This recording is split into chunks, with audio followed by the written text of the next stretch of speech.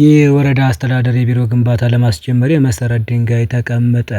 መራቤቴ ወረዳ ኮሚኒኬሽን ጉዳዮች ጽሕፈት ቤት ሚያዝያ 26 2017 ዓ.ም።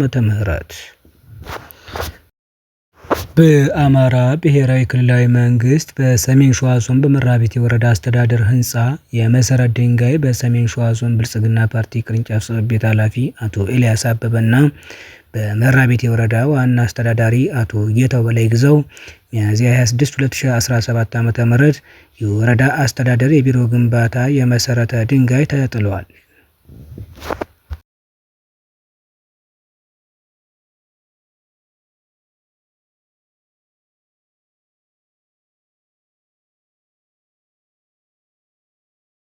ድንጋይ መርሃ ግብሩ ላይ የዞን ከፍተኛ አመራሮች፣ የወረዳና የከተማ አስተዳደር አመራሮች፣ የመከላከያ አመራሮች፣ የሃይማኖት አባቶች፣ ጥሪ የተደረገላቸው እንግዶች፣ የሴክተር መስሪያ ቤት ባለሙያዎች፣ የወረዳው ሴክተር መስሪያ ቤት ቡድን መሪዎች በተገኙበት የመሰረት ድንጋዩ በዞኑ ብልጽግና ቅርንጫፍ ጽሕፈት ቤት ኃላፊ አቶ ኤልያስ እና በወረዳው ዋና አስተዳዳሪ አቶ ጌታው በላይ ግዛው ተጥሏል።